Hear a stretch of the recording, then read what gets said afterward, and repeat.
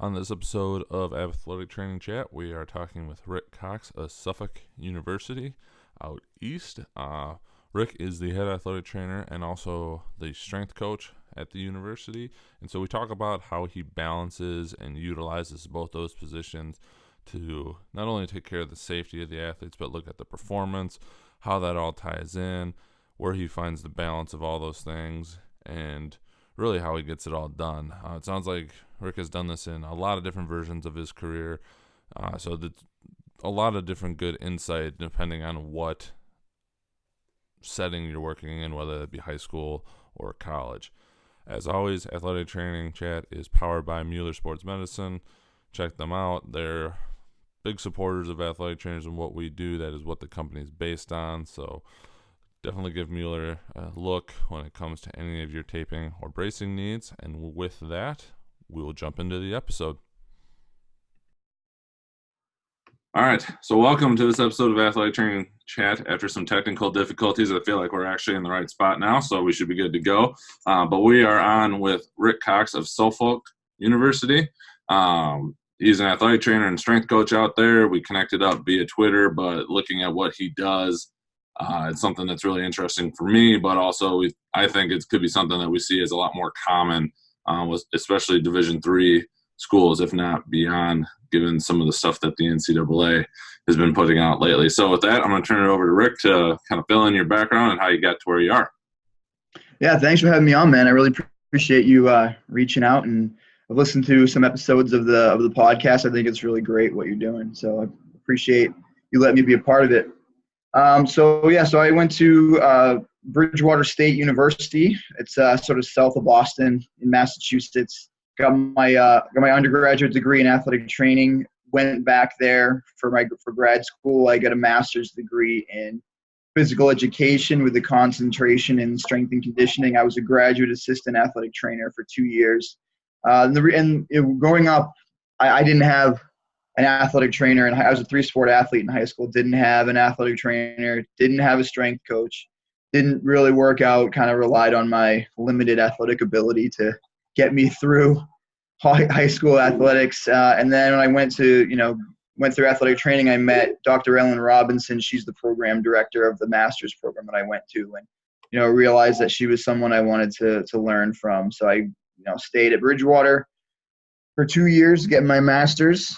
And then I went on and got my first full-time job at Brandeis University, which is sort of west of Boston a little bit, but pretty close.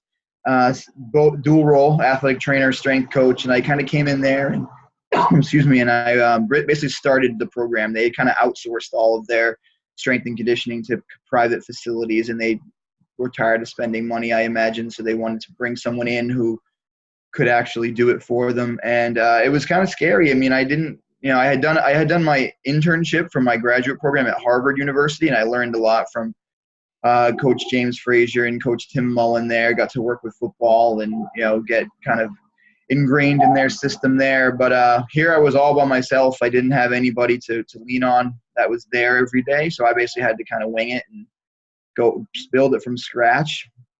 Did that for 2 years, and then I left. I went to sort of a private boarding school, high school. Did the same thing, athletic trainer, strength coach, the only strength coach there. But I felt like I was in a little bit better position because they had already kind of had a little bit of a program established. I was just kind of coming in and making it my own, and I had 2 years doing it from nothing. So I spent 3 years at that school, and then decided that I really wanted to get back into the collegiate setting. So I applied a few jobs, got a job at Emmanuel College, which is right in the heart of Boston, right in the Fenway area, not that far from Fenway Park. Same thing, dual role, assistant athletic trainer, strength and conditioning coach. And then, just started coaching. They had some people in the past that had done some coaching, but they really wanted to kind of ramp that program up a little bit. So they were looking for someone who was going to kind of come in and really, really establish that.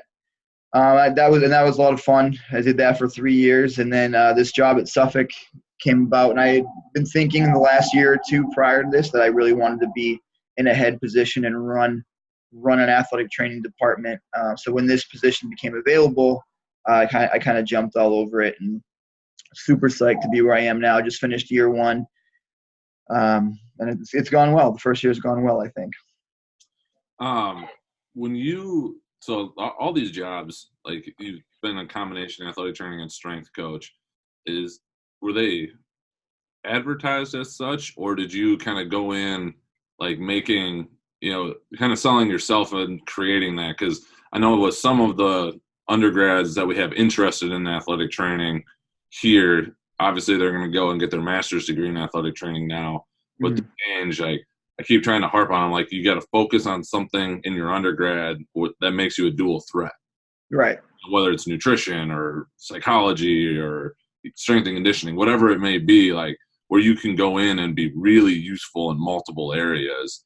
I haven't been looking at the job market lately by any means, but I can't imagine there's a ton being advertised as a dual role. So is that something that you just got lucky and found, or you basically created on your own?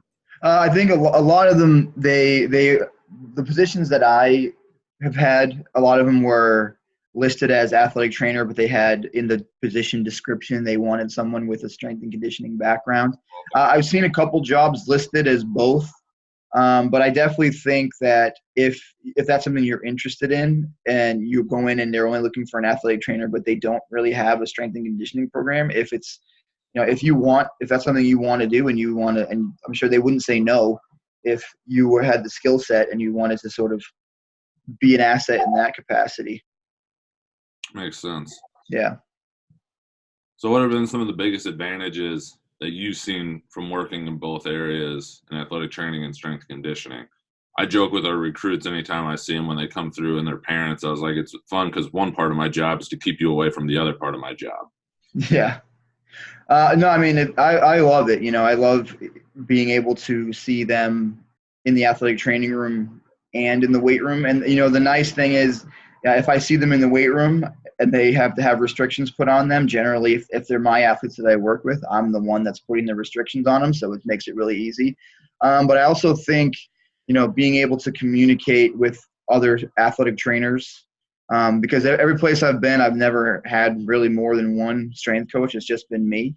But I can also, and I've heard a lot about this. There can be kind of a butting of heads of strength coaches and athletic trainers, and me being both, no, the people I work with don't have to worry about that because I've been on the other side and I get it.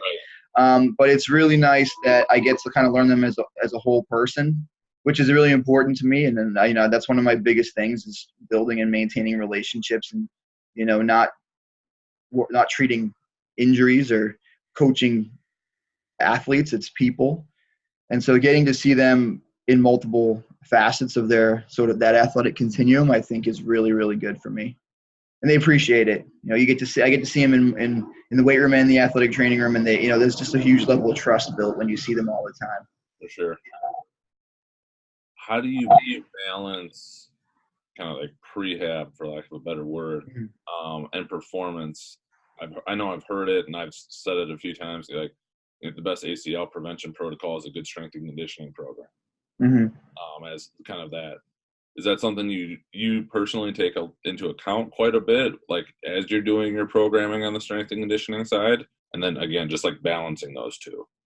Right. Yeah, definitely. I mean, that's I work in a lot of that stuff that we might do, like mobility is a huge part of it. It's part of our warm up. We go through some activation, we go through some mobility stuff to kind of get them prepped up for the session. But knowing all the things that help prevent injuries, I try to incorporate that in, and it's always oftentimes the boring stuff that they don't like to do. So I sort of try and sneak it in. Like I do a lot of supersetting. Right. And when I superset, a back squat with a mobility drill, I'll throw that in there. They don't even recognize that they're doing boring prehab stuff. It's just part of the session. So that's what, and also like you just try and educate them on like this is just as important as this, because they don't want to be injured, obviously. And if you can explain to them that this is going to keep you healthier, then generally they're on board. And also, I'm not like the level of athlete that I have some very, very good athletes, but a lot of them don't have a ton of experience in the weight room. So we have to work on a lot of things. Their base strength levels oftentimes are very, very low. So we might, so like a lot of my lifts with some of my freshmen might really just be low level, what we would consider prehab stuff. We're just working on movement patterns, and we're working on hip strengthening, and we're working on ankle mobility and all that type of stuff, because they just don't have that. They've never really experienced a person that's had them do those types of things. Right. And then they all like to get strong. Well, not all of them, most of them. But some of them do it because they are told they have to. But and then that's really my number one goal, is to keep them strong and resilient, and try and do my best to reduce the number of injuries that I can possibly do. Do you follow, not like directly by any means, but like any certain like philosophies or like companies or people? Isn't Mike Boyle up in that area, or used to be? Mike Boyle, yeah. We're big fans of Exos, which I know is they're very tied in and close to each other with stuff, and that's where we've taken a lot of our mobility and kind of accessory and corrective exercises out of, doing exactly the same thing you said. You build it into the workout, and they do what's on the sheet, and they don't even realize what they're actually accomplishing. Yeah, and then it's not really necessarily a certain system, I suppose. I've read about a lot of different systems. I've read Cal Dietz and his triphasic, Joe Ken and the tier system. There's all sorts of things out there that I've sort of trying to combine them as much as I can and take what I think works for me out of all of those systems.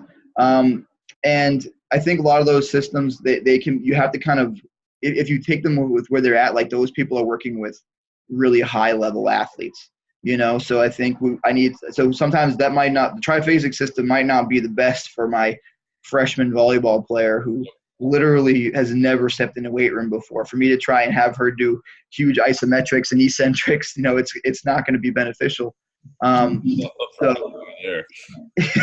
So basically I just, my system really, I try to keep it, we don't have a lot of machines. We have a couple cable columns. We have a lat pull down, but most of the stuff that I use, I try not to get stuff that is sort of one athlete at a time. Right. We use mostly barbells, dumbbells, kettlebells. We have 5 squat racks and 2 platforms in our weight room.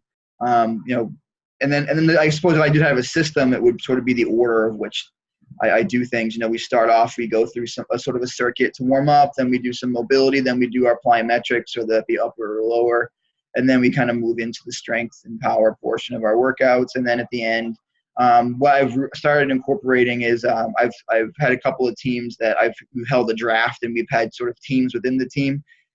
Okay. And they get to choose themselves, and then we have competitions at the end. And I put a leaderboard up in the weight room, and they love it. So that's sort of how I like to end my sessions a lot of the time.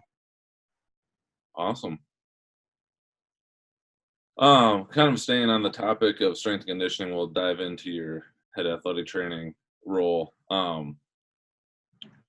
What should athletic trainers understand about strength and conditioning? Not necessarily if they want to do a role like you have, where they're actually as a strength and conditioning coach.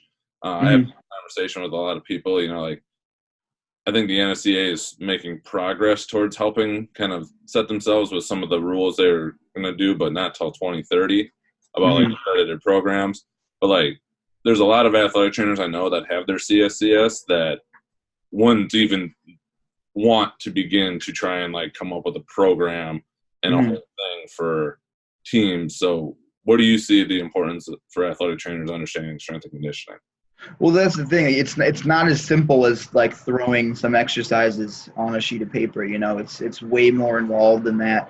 And that's something that I've learned. If I look back at the programs that I wrote, 8 years ago, I'd probably be embarrassed. But the thing is, I was writing the best programs that I knew how to write at the time. But it's so incredibly complicated.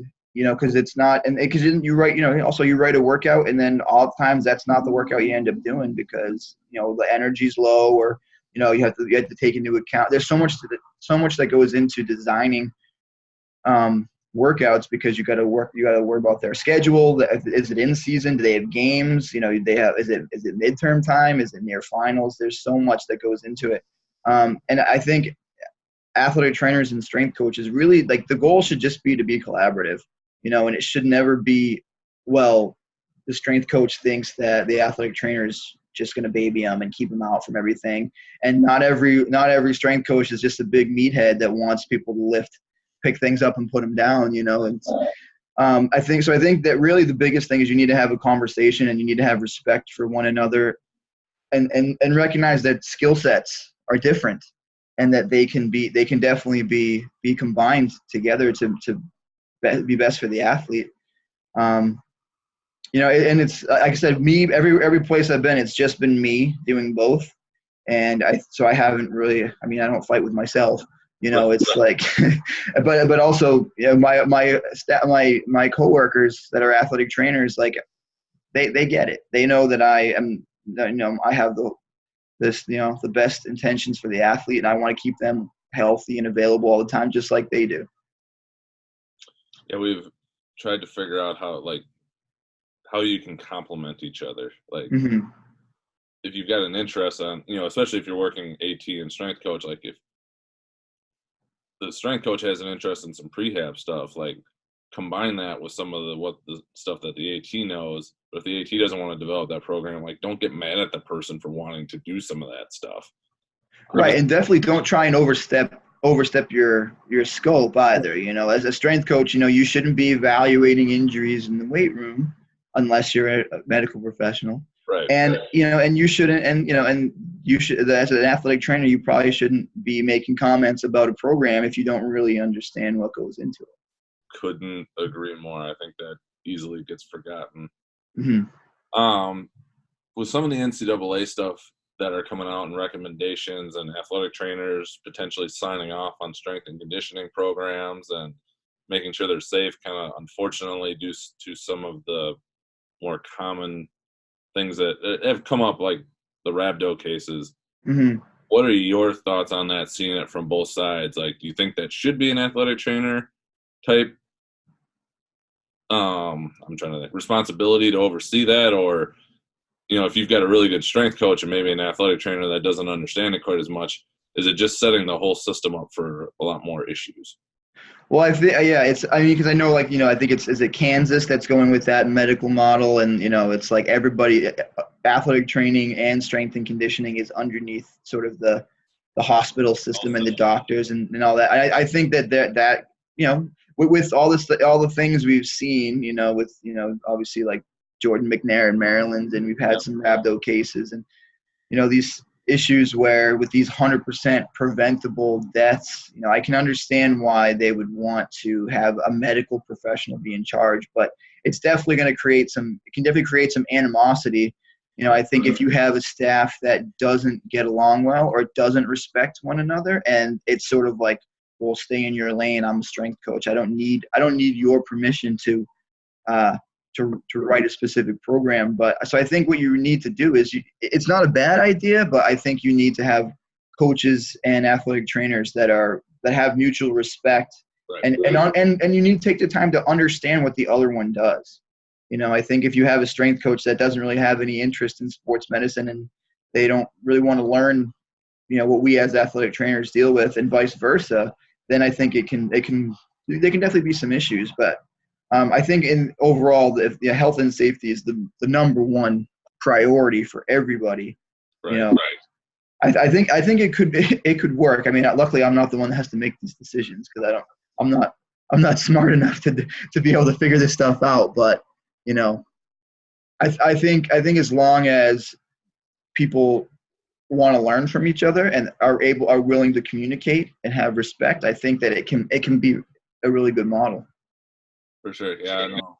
I was talking to somebody, like, you see more commonly, at least from what I've seen, an athletic trainer who is potentially a strength coach or just oversees both areas. But I don't know if it would fly. And I want to say somebody said one school is doing this, but I'm not sure who it was, where the strength coach is in that role, like overseeing athletic training. I've seen that. I don't remember the school, but I feel like I've seen that structure before, where the strength coach is like the director of performance, and that includes athletic training. Right.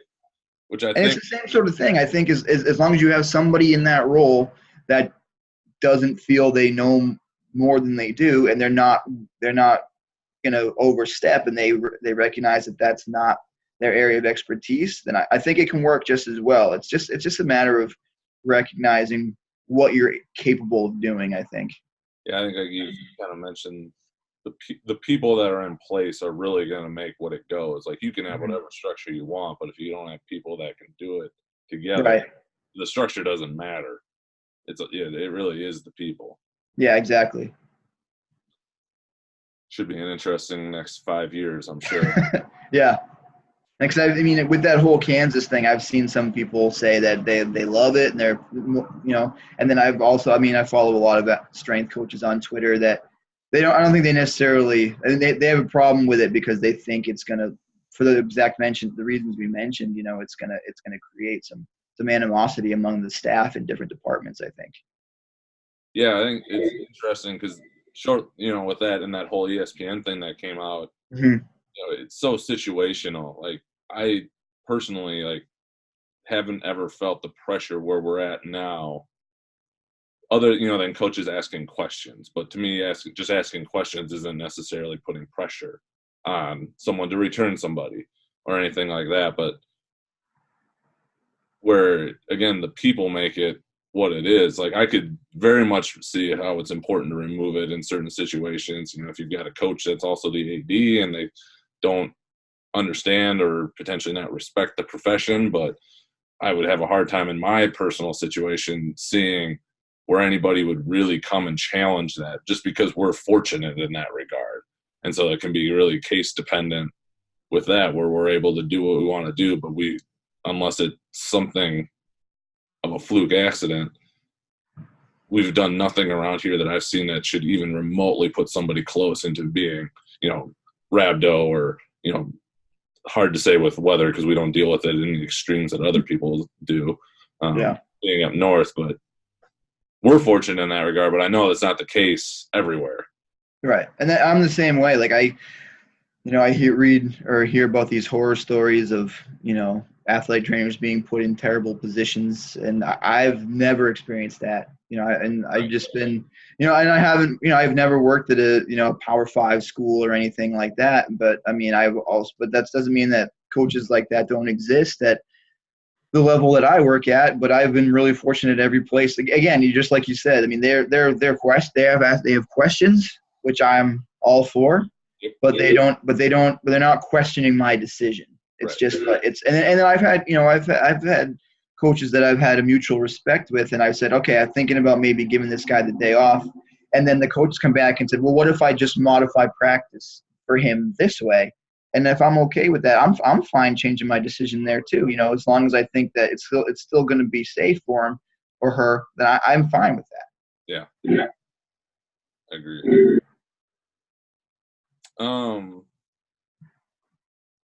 Being a head athletic trainer yourself, and I'm there and trying to keep up with all and everything that keeps coming out, how do you balance all your responsibilities? Because it's just enough to keep up with the policy and procedure and make everything that is staying above board there. We had Dr. Doug Casa on campus a couple months ago, and he scared a bunch of our students, not intentionally, but and so we were talking about it, and I was like, well, yeah, when I hear him talk, I go, oh my God, what do we got to do to make sure that we're straight on the line, fully on the standards of care, that got all the resources, and that takes up plenty of time. How do you go about balancing that?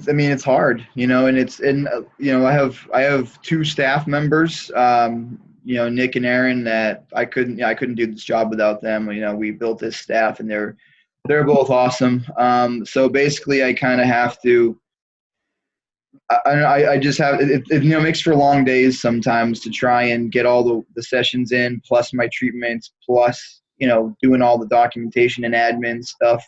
And I think that this first year was really just sort of a year of what am I doing? Trying to figure stuff out, and I'm going to kind of refine it year after year. And this is my first time being a head athletic trainer where, everything's sort of on me. But one thing I need to learn to be better at is relying on my staff. I think in the past I haven't had as many responsibilities as I have now, and I've been able to kind of handle doing everything I need to do myself. Whereas, I want to be able to kind of delegate a little bit more, and put some more stuff on other people's plates. I think that's just going to be best for everybody, because I think at the end of the day, everybody just wants to help and make everything run as smoothly as possible. What do you think was your biggest challenge year one? Or like, what was the first two-part question? What was your biggest concern coming in being the head athletic trainer? Like the thing that you were most nervous about. And then at the end of the year, what was actually like your biggest challenge? I think my biggest fear coming in was actually kind of managing a staff. Yeah. Every once in a while I might have had an intern or an athletic training student, but actually having staff members that I was their supervisor and I was sort of responsible for, that was something that it was a challenge that I wanted, but it was also something that was a little bit scary. But luckily like I said, I've got two athletic trainers that I work with that they don't need a whole lot of management from me. Luckily, I'm there for them if they have questions, and then if I give them a task, then they're more than willing to do it. They have a lot of autonomy, so that made it a little bit easier than if I had someone that I had to micromanage all the time, I think it probably would have been a little bit harder. But I really don't. And I think that the biggest challenge. So a little bit of background on Suffolk. We're undergoing a big renovation right now. Our athletic training room that the three of us worked out of this past year was probably about 200 square feet. We have one treatment table. We had 2 taping tables, and that's basically it. And pretty much all of our rehab took place in the weight room. In the past, there had only been one athletic trainer, and it was a lot of the rehab was kind of outsourced. We were right across the street from Mass General Hospital, and they have awesome physical therapy clinic over there. So a lot of rehab would go off campus over to MGH, and that was one of the big things that was stressed in my interview process, was we want our rehab to come back on campus. Mm-hmm. So we spent a lot of time in the weight room in our athletic trainer jobs doing all our rehab over there, just because we didn't have the space. And I knew that would be a challenge once I actually came on for my interview and saw the athletic training room. But and when we were hiring Nick and Aaron, that was one thing I stressed in all the interviews was, we knew it was going to be 1 year. We had to deal with this because the renovations were already planned prior to all of our arrivals, and we knew that it was going to get better. We just kind of had to get through 1 year. But there were times when it was a challenge, and it was sort of like the one treatment table we were kind of fighting each other over and having to schedule our athletes around when the one table was going to be available for treatment. And and then so that was a major challenge. We had a huge space issue, and also trying to schedule all the weight room sessions, because they didn't really have anybody that was one person, strength coach, that was going to be there and coaching. And then as soon as we did, everybody wanted me in the weight room with their teams, which I understand. And I think that I did my best to be present at as many sessions as possible. But it takes a toll, when I have to, if I'm there for a 7 a.m. practice and I have a 7 p.m. lift, and I'm there all day, and I'm not done till 8:30, 9 o'clock at night. That can be a challenge. But it's also been really fun. And we're just going to keep refining the process, every single year until we'll probably never really figure it out, but hopefully at some point it'll get better. That's kind of what I've learned too. Every time I feel like I've got something set, it changes, and we're trying to adapt and try not to change too much to just drive my staff nuts. So yeah. Kind of the last question I had, would you advocate for more dual roles with the athletic trainer and the strength and conditioning coach? Is it viable? That was one I put on it to be a quote, expert in both areas, and to get people to perform at the highest level, especially just in what seems to be the world where specialization is becoming more and more of a thing. Hmm. I don't know, what are your thoughts? If I'm being honest, I don't think a position like mine is the best way. I think ideally you would have a person that was an expert in each area working just in those areas. Um, but also having, a mutual respect for one another.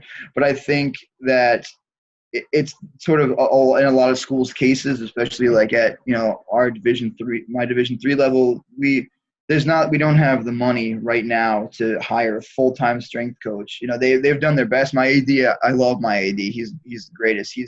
This is his 4th year, and all he's done is just make things better. He's brought more full-time coaches on campus. He increased our athletic training staff. He's the one that sort of spearheaded the renovation, including the athletic training room. It's going to grow by about 5 or 6 times the size, Nice. which it's like 3 weeks away before we can get in there. So I'm psyched. But he and I had this conversation in my end of year review where he was the one that brought it up. Like, he thinks ideally we would have a person that just did that, and I would agree.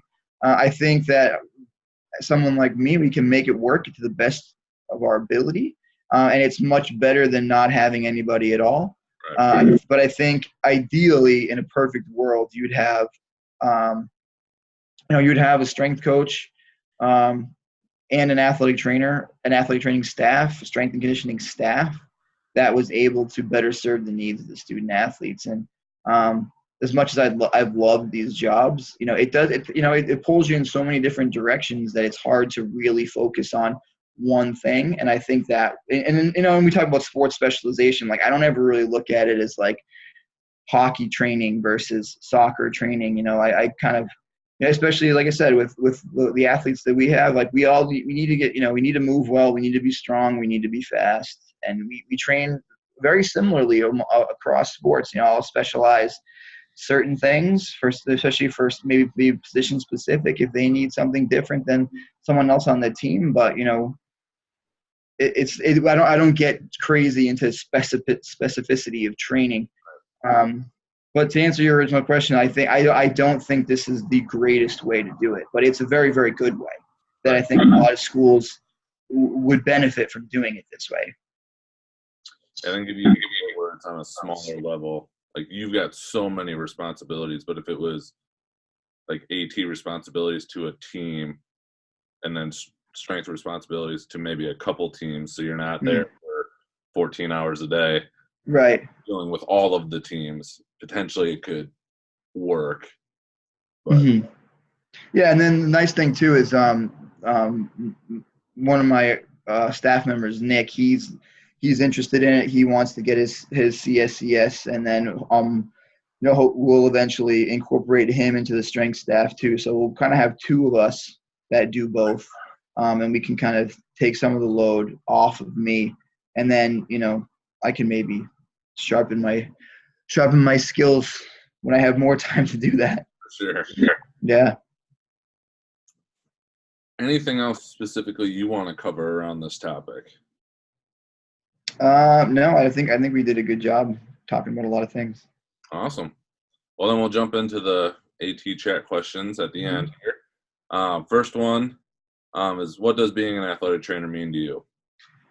I think being an athletic trainer means you're a highly skilled medical professional who needs to be really good at building and maintaining relationships, because especially with certain settings, especially like yours and mine, we oftentimes see our athletes / patients every single day, sometimes for 4 years in a row. So I think that the most important thing, on top of being a skilled clinician, is your ability to build trust and build and maintain relationships with your athletes, because you're going to see them all the time. And then essentially treating them as people and not as injuries or conditions. I think that's really important, is taking an interest in areas outside of their athletic performance and knowing things about them, because as I'm sure every athletic trainer's experience, sometimes they come to us and they talk to us about stuff that has nothing to do with sports. So I think you have to have that ability to listen, and you have to be able to be be sympathetic to a lot of the things that they're dealing with, even if it's something you've never dealt with before, because you never know what they're really going through unless you actually talk to them. And I was just having this conversation with one of my coaches the other day, and she was telling me how she thought that coaching was going to be her top priority when she started coaching, and then she realized it's really not. She's got a lot of other things she has to deal with that are kind of more important than X's and O's on the field. So it goes the same thing in athletic training. Like sometimes just having a conversation, and rather than treating them like, whatever issue they're dealing with. Right. I like that. That's good stuff. Where do you see the profession going in the next 5 to 10 years? We're in a big transition point. So what do you see happening? What I really like and what I hope to see more of is more sort of emerging settings, and then I've read a lot about people, seen on social media, people asking questions about, tactical, like firefighter, police. I think that's an area that I've seen a couple of programs that work with firefighters around the country, and I think that's an area where we can definitely be a huge help working with people like that. And that's what not in military, I know is a big one that a lot of people are starting to gain a big interest in. But just the different populations that we work with, I think that'll continue to grow.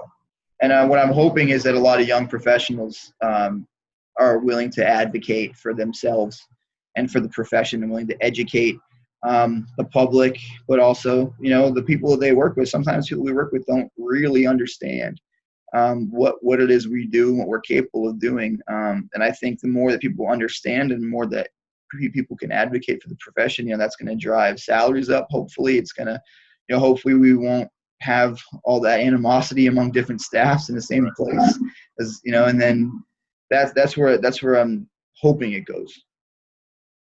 Agreed. What advice would you give yourself as a young athletic trainer? Could be any point in your career, but if you want to just set the timeline and what you would tell yourself. Yeah, I'd say, when I was starting as an athletic training student, I think I would tell myself to network a little bit better, and, be more proactive about building relationships with not other athletic trainers, but all sorts of healthcare providers, getting to know doctors better, physical therapists, but going, like, spending some money and going. I went to NATA conference for the first time this year. I had never been before. I wish I had done that more often in the past, and been able use that as a networking opportunity and to meet more people. And that's what I would do. Meet and learn from as many people as possible. I don't think I did enough of that when I was younger. I kind of had the few people that I knew from Bridgewater State, and then I expanded a little bit. But that would be my biggest piece of advice: meet more people. Yeah, this is a subtle but sneaky way for me to accomplish that. Is just, hey, come talk on a podcast. Yeah, right. Meet some other people through that. Yeah, I think it's great what you're doing. I mean, there's lots of people that you've had on that I don't even know they existed until I heard them on your podcast. So I think it's great. That's the hope. Yeah. You've got a story to tell in some form or fashion. Right. What has been one of the most influential resources that you found in your career? Stemming off of what we just talked about, I got better at networking, and I think that's probably the biggest resource. I've gotten better at talking to people, reaching out to people, because I think I think there's so much knowledge out there that other people have that you can get. So that's probably my biggest resource, is talking to not only my staff that I have now, but all the other staffs I was a part of at the other schools. I see a lot of stuff on social media, people that I've never met in my life, but I've learned from them just from what they've said. I've been more willing to reach out and ask questions of people, and that's something that I wish I had started it earlier. Right. Yeah. Last one, if you could change or eliminate one thing, it could be a modality, common practice, mindset in the field of athletic training, what would it be? And maybe in strength and conditioning too, if you want to throw that in there. Yeah, so it's actually for both. I mean, I would want to change this mindset that a lot of people have that Division 1 college or professional is sort of the ultimate goal. Um, I think that there are so many other settings that people need us, that need healthcare providers, that need athletic trainers, that we can help. We can help so many other people, whether from youth athletes all the way up to adults in different settings. I would just change that everybody, and then I know there's lots of people that are advocating. You got the hashtag AT for all and all these other things, which I think is amazing and I love. But also there are lots of people that I see that are always looking for, how do I get to D1? How do I get to the pros? Which we're needed in those settings as well. But I think if people would just consider the fact that that's not the ultimate place to be, I think that it would help. It would help grow the profession. If we were everywhere, nobody would have an excuse as to not knowing what an athletic trainer was. Yeah. I haven't regretted for a second coming to Division 3. I thought I was going to be a Division 1 person for eternity. That's what I wanted to do. In typical D1 football, I wanted to do it, and it would have to take something pretty special for me to leave. Yeah, I mean, I remember being an undergrad, and we were talking about it, and I wanted to. I was a soccer player my whole life, and like I wanted to work in the MLS, and that's what I wanted to do. And then I've done a couple internships with some lower level kind of semi-pro soccer teams, but yeah, I mean, I basically spent my whole career at Division 3 or a couple of years at a high school, and I couldn't be happier with where I've ended up. Right. Well then, amazing. If people wanted to find you or follow you, see what you're doing, any social media or anything, or if they wanted to get in touch with you, share whatever you'd like. Yeah, I mean, Instagram is I have an Instagram for sort of our strength and conditioning department. It's at Strong Rams. It's where the Suffolk Rams. And then I do a lot with the story there. Like during sessions, I control the music with my phone, so I have my phone. So I'll put if somebody's doing something cool during the session, I'll put it on the story, and they love that. They love seeing themselves on the story. Oftentimes like I won't be recording it, and they'll look at me and be like, "Is this not going on the story?" Like, well, I guess it has to now. But yeah, so the at Strong Rams on Instagram, at Suffolk_AT on Twitter. And then if you want to find my email on the Suffolk Athletics website, I'm always happy to have conversations with people. Awesome. Well, appreciate you taking the time. Yeah, no problem. Thanks so much for having me on. This has been great. Yeah, thank you.